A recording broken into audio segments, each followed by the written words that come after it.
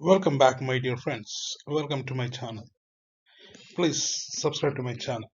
Actually, we have discussed so many topics. So, we have discussed triangles, we have discussed osteology of upper limb, we have discussed about the neuroanatomy, and now we have come to discuss about the sparters, which usually they ask from the upper limb. So, in our previous class, we have discussed about the sparters from upper limb, the clavicle, scapula, and the humerus. Now we are going to see the soft parts which usually they ask from the upper limb in the practical examination. Let's get started.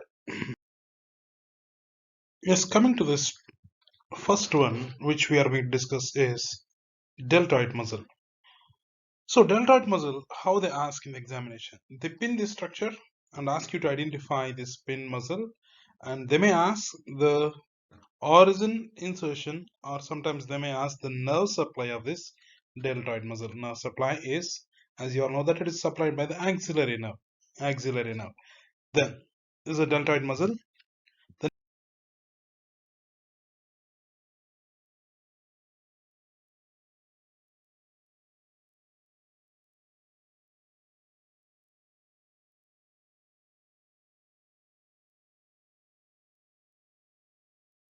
a second thing which usually they ask is the cephalic vein. Let me show you that cephalic vein over here.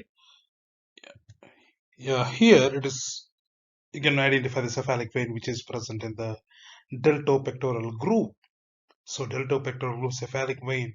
So what is the commencement, they may ask, and or which fascia is pierced by the cephalic vein, they may ask, and to it drains into which vein, they may ask. Like that, they may ask regarding the cephalic vein. Then moving to the next structure is the pectoralis major muscle. Try to see that. The biggest muscle called as pectoralis major. So pectoralis major, where does it inserts? Where does it inserts? So it is inserting to the lateral lip of intertubercular sulcus. Then if they ask about the origin, you have to write about the clavicular head, and then sternal head, and also the sternal head, and also we can see the aponeuristic part, which is arising from the external oblique aponeurosis, the lower fibers of pectoralis major, which is arising from the aponeurosis of external oblique abdominis.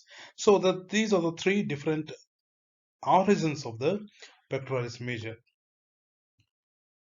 The next structure which we are going to discuss is this pectoralis minor. Very good. This is a pectoralis minor, is a triangular shaped muscle, and which artery is subdivided into three parts by this pectoralis minor.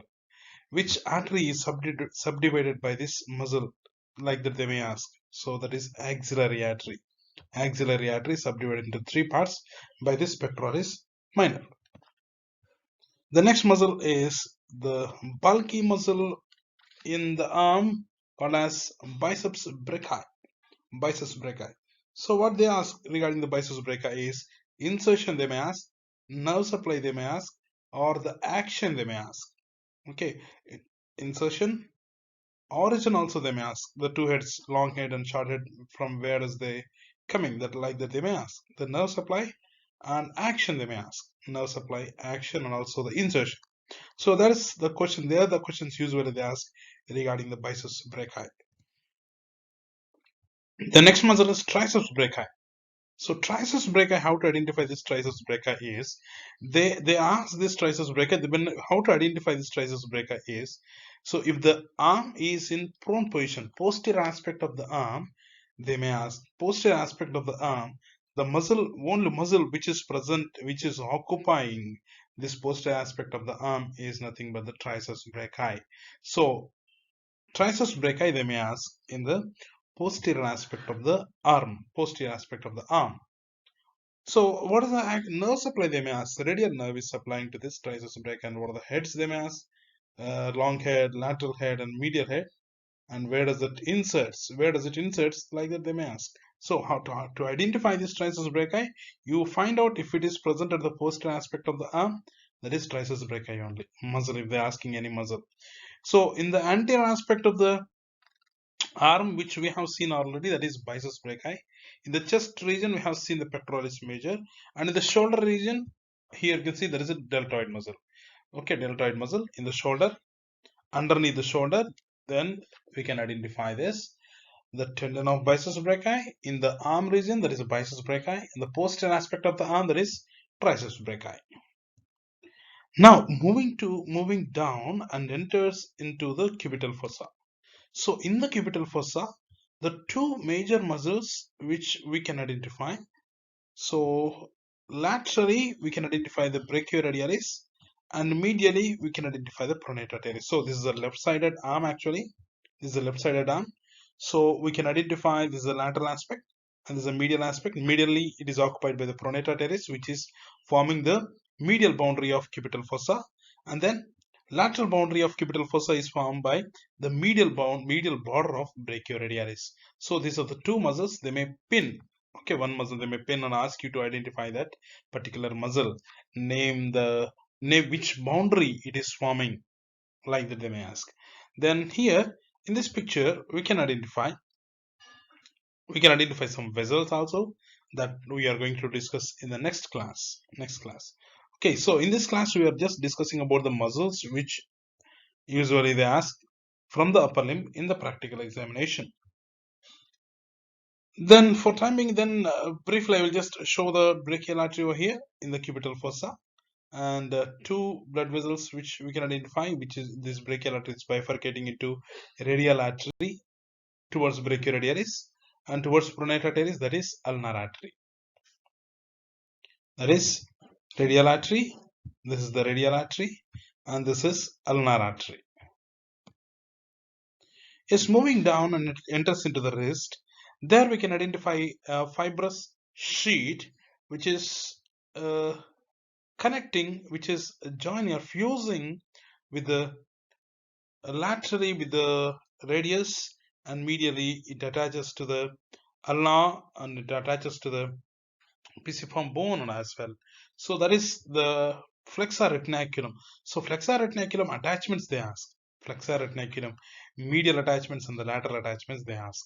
Okay, and what are the name two structures which are passing beneath that, or name two structures which are passing over it, like that they may ask in the examination. So to identify that flexor retinaculum, if any fibrous sheet is pointed in the examination, it is exactly present anterior aspect of the wrist joint, that is nothing but the flexor retinaculum.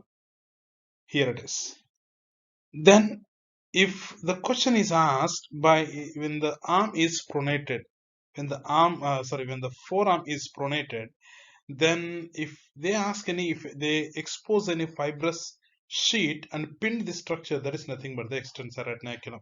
So there are so many structures which are passing beneath the extensor retinaculum, but if they ask any two or three, you try to mention clearly that the tendons and through which compartment they are passing, and then they reaches to the which finger, that you have to write in the examination.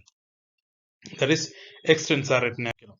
So that is about the spotters from the soft parts which usually they ask from the upper limb.